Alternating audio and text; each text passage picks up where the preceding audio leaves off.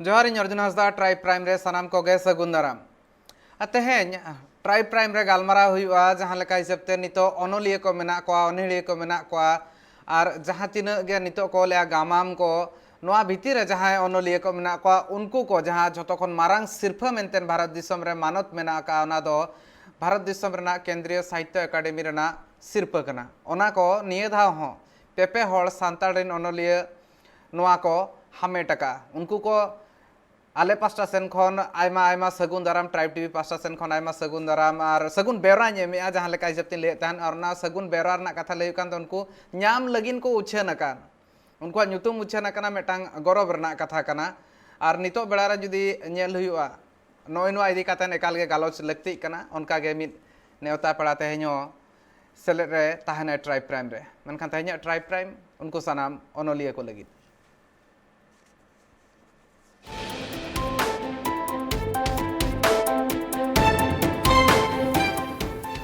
नॉय नोका जहां हिसाबते नितो जुदी नेल गानोआ ओना हिसाबते उछन उतर कना ᱧᱩᱛᱩᱢ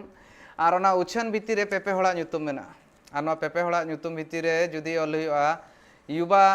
जहां अनलिया मेनतेन मेटा जुवन अनलिया मेनतेन कोना हांसदा उनके जहां दो मयूरभंज हनत रिनिज कनाय और नोआ भितर रे जुदी नेल हुआ बेंगल झाड़ग्राम रिनिज निरंजन हांसदा उनके उनी हो साहित्य अकादमी सिरपा नाम लगिनते आजा ᱧᱩᱛᱩᱢ उछन अकान ताया उनी हा जहां अनल पुथी मेना का मनेर आड़ांग ओना लगिनते नोआ सिरपा उछन अकाना ऑल इंडिया राइटर्स एसोसिएशन रिनिज हो पार्सेल लेकाते ताहे कान ताहेने निरंजन हांसदा गंके ओना साथे सभा हांसदा जहां दो खड़गपुर रे आको हा ओड़ा आनी दो जहां साहित्यकार यदुनाथ बेसरा मेनाया उनी ठेन खन मिद लेकाते यदि नेल हुआ उनी ठेन खन इंस्पिरेशन नाम ले तहन इने तायम ओले एतहब ले तहन 2004 सहित रे इने तायम ते नोआ सिरफा लगिन आजा जहां ऑल पुथी मेना ओना लगित ते नितो सिरफा हामेटका और जुदी मयूरभंज रिनी नेल हुआ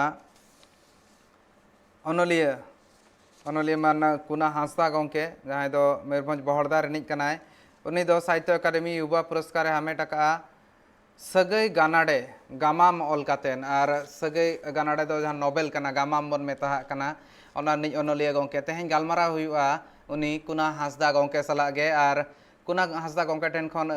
बड़ाय हुआ नितो चेक लेका हिसाबते पुइलु रिएक्शन ताहे कना इने साथे नोआ चेक लेकान गामाम कना और ओना साथे जुदी नेल हुआ नोआ चेक लेकाना मेटा मने रना उयहर ताहे कान ताहेन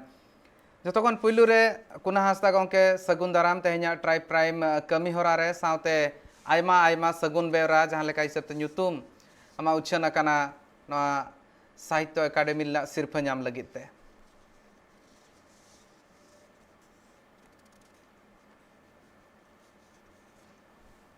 कुना हांसदा गंके और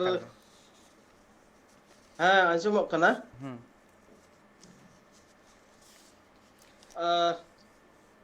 ट्राइब टीवी इन पास्टा खन अडे आयमा सरहाव दो नोआ प्लेटफॉर्म रे किछुगान रोड लगे चांस पे मा दिया और नेनेलिया बोया को मिसी को जहां तिना खेरवाड़ अबो भारत जकेत रिन जहां तिना खेरवाड़ मेना बोना सनाम को इन पाटा खन लासाणत गॉड जोहार जोहार गे गंके जोहार और सगुन दाराम प्लेटफॉर्म कथा मेनिया गंके मेनखान आपे को कमी गे नुना नापाया नुना लासाण हेना जुदी नितो नेल हुआ मिद लेकाते आपे दैका पे बनाव डाहार पे बनाव इदी जहां तिना गे नितो जुवन पीढ़ी आर को जिदी आगाम पीढ़ी उनको को लगिते मेटांग मारांग नोआ डाहार बनाव इदी कना गंके तीन जखन नोआ उछन लेन ताहन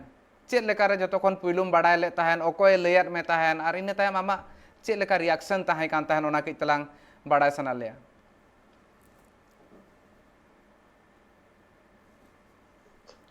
नवा अवार्ड भी सोइते चे एकाल गे अवार्ड नोआ युवा पुरस्कार नामे मेनतेन ती जखन उछन अकाना ओका खनम बाडाय नाम के खबर कागज से ओकोय फोन काते लेयात में ताहन को इने तायम चेक लेका रिएक्शन ताहे काना नितो चेक लेका मैकौया हाँ जखन इन बड़ाई केदा इमा जर्नी रे ताहे कना ट्रेन रे और अड़ी आयमा हड़ को फोन के दो बांगा आमा ᱧᱩᱛᱩᱢ नोआ साहित्य अकादमी युवा पुरस्कार 2021 रे बाछन जुत हुई कना मेनते ᱮᱠᱟᱞ ᱜᱮ और ना बड़ाई पूरा ᱟᱹᱰᱤ ᱨᱟᱹᱥᱠᱟᱹ ᱜᱤᱧ ᱟᱹᱭᱠᱟᱹᱣ ᱠᱮᱫᱟ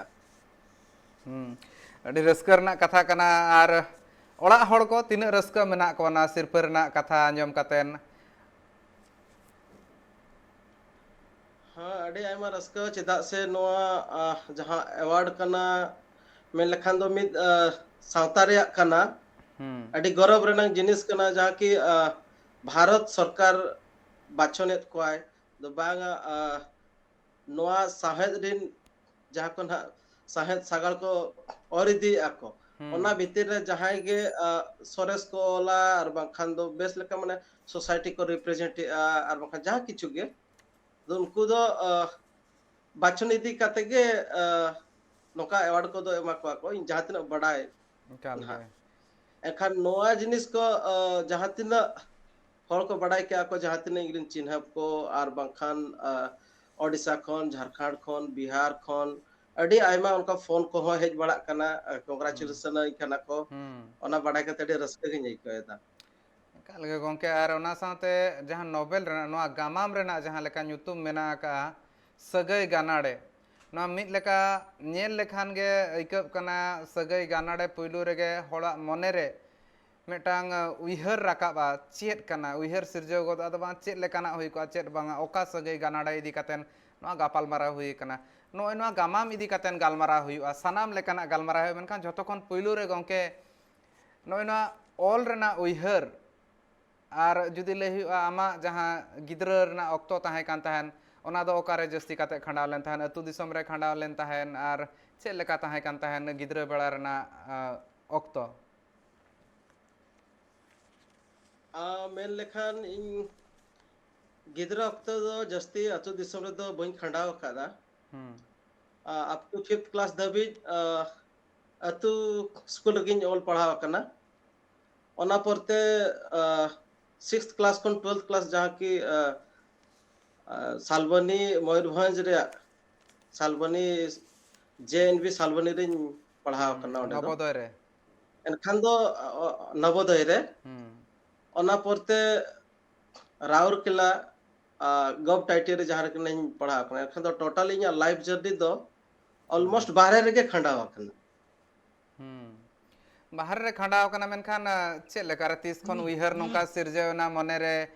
ऑल हुयुआ जहां से मिटा नोंकाना गामाम ऑल हुयुआ ऑलचिकी ते नितो मिटा सांतार ते ऑल हुयुआ नोय नोरना मिटांग चेक लेका रे मने रे उइहर सिरजेव लेन तान पुइलु धा ओका लेका रे नोआ उइहर हेज लेन तान मने रे कोना गंके एक्चुअली नोआ ऑल बेल दो इnya मेलखान दो स्कूलिंग खन के ताहे कना इखन उनका प्लेटफॉर्म हो इnya बाय ताहे कना तो जखन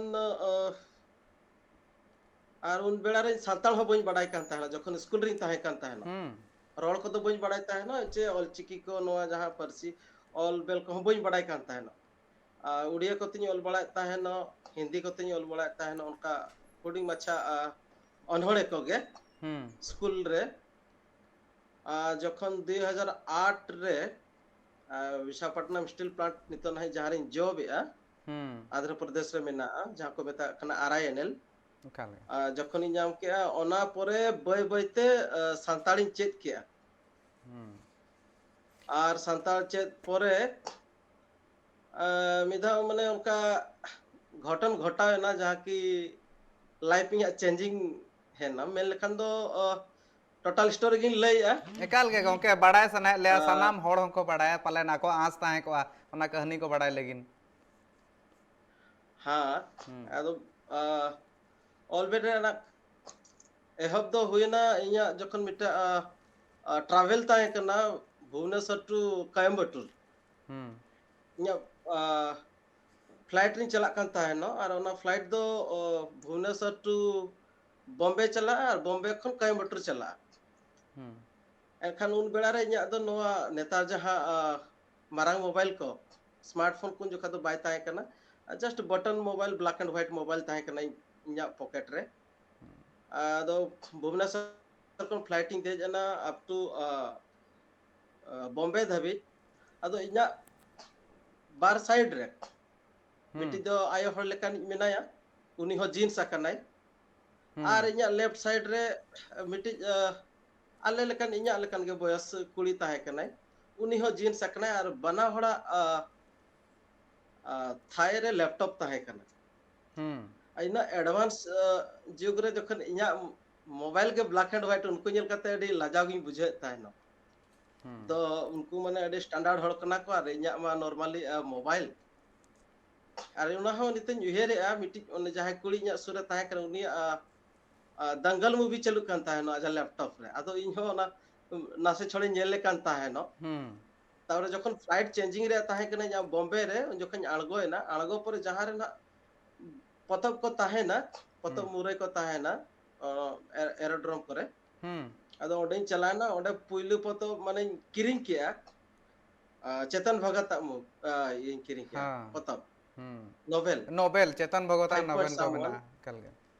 हां ओका नोबेल कान तान के चला बड़ा हां 5 point someone ओना पुइलु पतब आजा इन किरिंग लिया तो ना पढ़ा ते तापरे सेकंड फ्लाइट इन दे जना सेकंड फ्लाइट कोयम्बटूर इन चलाया ना पढ़ा ते जहां तने नेल के ना अडी सिंपल गे ओले आय अडी सिंपल धरा गे ला नॉर्मल स्टोरी को गे ओले लेकिन बुझो के आर एनखान इ चिदा बኝ ओल दाले ओका माने मने मने ते उहेर हेज ना एनखान ओना परे इन रुवाड़ परे अदो भावे के बागा इन दो मिटा फिल्म इन ओला सानताड़ रे उन जोखा माने फिल्म रे डिमांड अडी जोर ताहे कना ऑलमोस्ट उन जोखा दो एल्बम को नो ये सानताड़ रे गे ओका सहित रे मेन इन माने ओका शर्मा ना ओका शर्मा करना कथा कना नो अप्रोक्सीमेटली 15-16 रे कथा कना ओना दो हाँ उनका 15-16 रे कथा कना कल गे आदो जोखा मिटा फिल्म इन ऑल के फिल्म ऑल परे जहां अब आइस्पा अवार्ड हुआ झारखंड टाटा रे ओडे चला लेना आदो उन बेड़ा रे मानसिंह माझी गमके सलाई ᱧᱟᱯᱟᱢ लेना उनी हो मिट्टी प्रोड्यूसर कना किन और डायरेक्टर होकिन कना किन एखन उनकिन सला ᱧᱟᱯᱟᱢ होइना तापरे उनकिन सला ᱧᱟᱯᱟᱢ परे इኛ कहानी लया देया दो नोका नोका मिटा मूवी ऑल का और जदि बिन हतावा स्क्रिप्ट दो नोका गे एमोआ इኛ दो चे डिमांड को दो बनुआ तापरे आकिन किन मेन किया दो बाबू नेतार माने सांताड़ फिल्म इंडस्ट्री रे उनका रेंगे चाबा कना और नितो डिजिटल जमाना है ना तो बांगा जहां तिना बेना कना ओनारे जते कॉपीराइट अपना ठन हो बाय ताहे कना एटा हड़ को माने कॉपी करते को इदी आको हनी नुई को नेले एनखान दो फिल्म प्रोड्यूसर को लॉस कना को और ओका उनका फिल्म को मोल का मांग करे बांगा चेत हो ड्रामा को मोल का बांगा एनखान मेता दिया दो मिटा कमी में बाबू आम तो ओना तो बुही रे कन्वर्ट में पतब रे कन्वर्ट में अदिन भाबी के पतब रे कन्वर्ट हुई एनखान दो ओना मा बुझ बड़ा नोआ मा नॉर्मली भरबल ताहेना नोई नोका मेन के हनी नोका मेन के एनखान दो ऑल द इजी गया ओले जखन मिटा फिल्म स्क्रिप्ट नोवेल रे ऑल लगे दडी मुश्किल गया एखन रुवाड़ पर आर दौड़ा जहां तिना चेतन भगत जहां तिना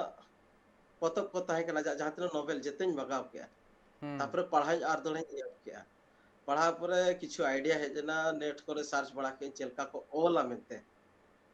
तापरे ऑल पर नोआ जहां फिल्म स्क्रिप्ट ताहे कना ओना के नोआ दो नोवेल रे बनाव किए सगई गानाडे नोआ हो पुइलु नोवेल कान तमा पुइलु गामाम आर पुइलु रेगे नोआ सिरप ना मिटांग अडी मारांग अचीवमेंट जहां तीन जखन आर किछि दिन पलमोआ इने तायम ते आर मिधा तायम सेनेम कोयो अचुरा उन जखनम नेला बांगा अनकाना कमी हुई कान गया नितो धबिते और नितो नोआ मिटा अडी गौरवान बेड़ा कान गया और गौरवान अक्तो कान गया और जहां लेका हिसाब तेम लई किया मिमिटी लाइव चेक लेकाते बदल दी काना बई बई जुदी चेतन भगत मेन लेखान आमी इंस्पिरेशन नितो जुदी मेनखान मा बड़िज बांग हुआ उनी जहां लेका हिसाब ते नितो उनिया भूमिकम फॉलो लेता मिल लेकाते आम लगिन ते इंस्पिरेशन लेका गे चेतन भगत पालन मेना आका दे गया निहती एकाल गे ओके एकाल गे नोना जगह आर मिटन कथा हिजुग कना चेत नोआ नितो नोआ गामाम इदी कातेन कई तलांग गालमाराव गान दाड़े चेत लेका हिसाब ते नोआ गाबान अकना चेत को भितिर रे मेना मिटांग जुदी जहां पढ़ाव लगिने उयहरा नोआ नोबेल नितो उनी पढ़ाव रे चेत चेत उनकाना कथा को मेना का चेत ओको को उकू दोहो कना ओना गाबे ते जहां मेना ओना जुदी लई दाड़े खनम केतला नापाय हुई कुआ और जहां तिना हुआ झोतोटा मा लई बांग संभवा नितो मिटांग जुदी लई गना लई बांग गानोआ चेत लेका सही मेना का नोआ सगई गानाड़े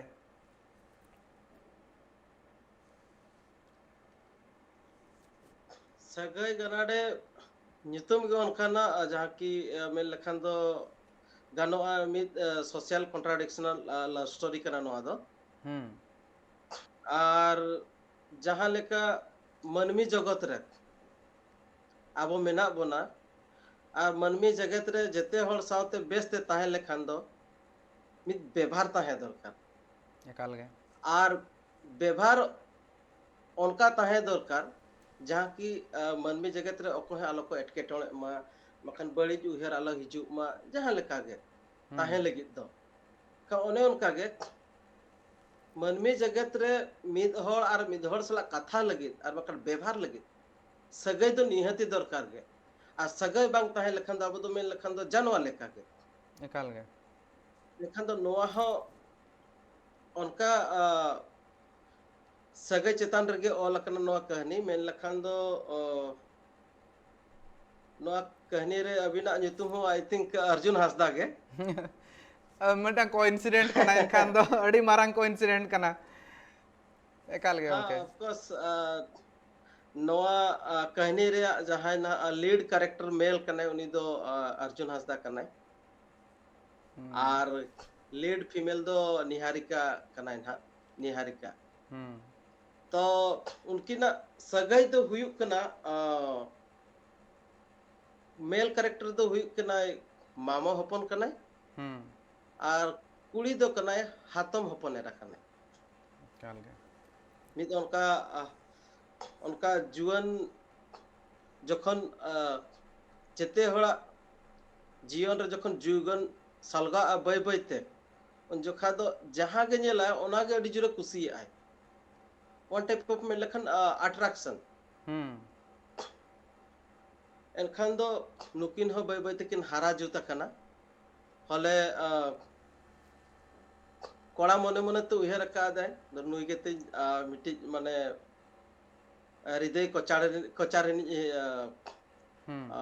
चेक को मेना दो हीरोइन कनाय और हनी कुड़ी हन हाय उहेर का दो नुई गे इन हृदय कोचार दो हीरो कनाय मेनते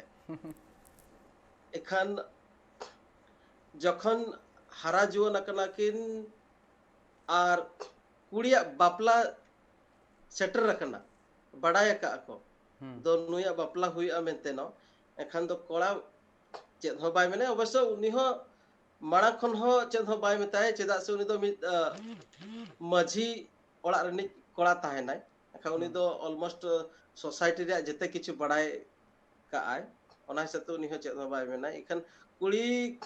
मने उनका ताहेना दो बांगा जदि अर्जुन हासदा सॉरी अबिना nyutum बा बा बा एटकेटोणे मा करा ना मिटांग कैरेक्टर कना इन बुझाव दाड़े जना कथा चेद एटकेटोणे बनु का एका ले गमके आमी कुसियम कना मिति मिटा चिट्ठी ऑलाय और चिट्ठी ऑलाय कोड़ा ᱧᱟᱢᱟᱭ और कुड़ी कोड़ा हो चिट्ठी ऑलाय हले उनी दो बाय एम दाड़ेया आजा बापला रे हो उनी दो बाय एम दाड़ेया कुड़िया दो बापला हुईआ और कोड़ा ओना सावते गे बापला परे गे उनी दो माने सुसाइड का जाके निजगुर को मेनिया निजगुर कना कुड़ी हाथ रे निजगुर कना और ओना रे माने कोड़ा ओना चिट्ठी रे ओल काय दो आम दो इन हातम हपने रकनम सगे तो दलंग बोया और नोआ कभी जदि लाlang कोरा आलांग जदलंग बापला और बंगा जाक समाज चेद मेनाय आमरिन आयो बाबा इंग्रेन आयो बाबा चेद लेका बहुत तुल कते किन ताहे दाड़े न सावता हिजुक कान जनरेशन माने बकल बड़े चाबा काल गे ᱦᱮᱸ ᱟᱫᱚ ᱱᱚᱣᱟ ᱡᱟᱦᱟᱸ ᱛᱤᱱᱟᱹᱜ ᱢᱟᱱᱮ ᱛᱷᱤᱢ ᱫᱚ ᱱᱚᱣᱟ ᱜᱮ ᱱᱟᱦᱟᱜ ᱜᱟᱵᱟᱱ ᱱᱚᱝᱠᱟ ᱢᱮᱱᱟᱜᱼᱟ ᱜᱟᱵᱟᱱ ᱟᱫᱚ ᱟᱠᱟᱱᱟ ᱚᱱᱟ ᱵᱷᱤᱛᱨᱤ ᱢᱩᱪᱟᱹᱫ ᱨᱮ ᱨᱮ ᱟᱹᱰᱤ ᱟᱭᱢᱟ ᱠᱟᱞᱪᱟᱨ ᱦᱮᱸ ᱦᱩᱸ ᱟᱹᱰᱤ ᱟᱭᱢᱟ ᱴᱨᱟᱰᱤᱥᱚᱱ ᱡᱟᱦᱟᱸ ᱛᱤᱱᱟᱹᱜ ᱟᱵᱚᱣᱟᱜ ᱢᱮᱱᱟᱜᱼᱟ ᱴᱨᱟᱰᱤᱥᱚনাᱞ ᱠᱟᱞᱪᱟᱨ ᱚᱱᱟ ᱠᱚ ᱡᱟᱛᱮ ᱱᱚᱰᱮ ᱢᱮᱥᱟ ᱠᱟᱛᱮ ᱚᱞ ᱟᱠᱟᱱᱟ ᱜᱚᱝᱠᱮ ᱱᱚᱣᱟ ᱢᱤᱫᱴᱟᱝ ᱱᱤᱛᱚᱜ ᱡᱩᱫᱤ ᱧᱮᱞ ᱞᱮᱠᱷᱟᱱ ᱢᱤᱫ ᱜᱷᱟᱹᱲᱤᱡ ᱞᱟᱹᱜᱤᱫ ᱤᱧ ᱦᱚᱸ ᱟᱸᱡᱚᱢᱮᱫ ᱛᱟᱦᱮᱱᱤᱧ ᱩᱱᱟᱹᱜ ᱜᱮ ᱞᱩᱛᱩᱨ ᱠᱟᱹᱡ ᱪᱟᱞᱟᱝ ᱵᱤᱫ ᱧᱚᱜ ᱠᱟᱛᱮᱱ ᱟᱨ ᱱᱟᱯᱟᱭ ᱥᱟᱺᱦᱤᱡ ᱡᱟᱦᱟᱸ ᱞᱮᱠᱟ ᱦᱤᱥᱟᱹᱵ ᱛᱮᱵᱚᱱ ᱧᱮᱞ ᱠᱷᱟᱱ ᱫᱚ ᱢᱤᱫᱴᱟᱝ ᱟᱹᱪᱩᱨ ᱟᱠᱟᱱᱟ ᱠᱟᱹᱦᱱᱤ ᱫᱷᱤᱱᱟᱹᱝ ᱵᱤᱫᱟᱹᱞ ᱛᱮ ᱡᱟᱦᱟᱸᱭ ᱠᱚ ᱱᱚᱣᱟ ᱯᱟᱲᱦᱟᱣ ᱟᱠᱚ ᱤᱧ ᱱᱤᱦᱟᱹᱛᱤᱧ ᱯᱟᱲᱦᱟᱣᱟ ᱢᱮᱱᱛᱮ ᱱᱚᱣᱟ ᱨᱮᱱᱟᱜ ᱤᱧᱟᱹᱜ ᱟᱸᱥ ᱢᱮᱱᱟᱜ ᱟᱠᱟᱜᱼᱟ ᱢᱮᱱᱠᱷᱟᱱ ᱱᱚᱣᱟ ᱩᱱᱟᱹᱜ ᱤᱱᱴᱟᱨᱮᱥᱴᱤᱝ ᱥᱴᱳᱨᱤ ᱠᱟᱱᱟ ᱟᱨᱦᱚᱸ ᱟᱹᱰᱤᱜᱟᱱ ᱠᱟᱛᱷᱟ ᱢᱮᱱᱟᱜᱼᱟ ᱱᱚᱣᱟ ᱜᱟᱢᱟᱢ ᱵᱷᱤᱛᱤᱨ ᱨᱮᱱᱟᱜ ᱜᱟᱵᱟᱱ ᱨᱮᱱᱟᱜ ᱡᱟᱦᱟᱸ ᱜᱟᱵᱟᱣ ᱟᱠᱟᱱ ᱠᱟᱛᱷᱟ ᱚᱱᱟ ᱠᱚᱵᱚᱱ ᱧᱮᱞ ᱠᱮᱜᱼᱟ ᱵᱚᱱ ᱱᱚᱣᱟ ᱵᱚᱱ ᱟᱸᱡᱚᱢ ᱠᱮᱜᱼᱟ ᱵᱚᱱ ᱟᱨᱦᱚᱸ ᱟᱹᱰᱤᱜᱟᱱ ᱠᱟᱛᱷᱟ ᱢᱮᱱᱟᱜᱼᱟ ᱡᱟᱦᱟᱸ ᱠᱚ ᱱᱚᱣᱟ ᱴᱨᱟᱭᱤᱵ ᱯᱨᱟᱭᱤᱢ ᱨᱮᱦᱚᱸ ᱜᱟᱵᱟᱱᱚᱜ ᱜᱮᱭᱟ ᱧᱮᱞ ᱞᱮᱠᱟ ᱛᱟᱦᱮᱱ ᱯᱮ ᱴᱨᱟᱭᱤᱵ ᱯᱨᱟᱭᱤᱢ ᱦᱩᱰᱤᱧ ᱢᱟᱪᱷᱟ ᱡᱤᱨᱟᱹᱣ ᱨᱮᱱᱟᱜ ᱚᱠᱛᱚ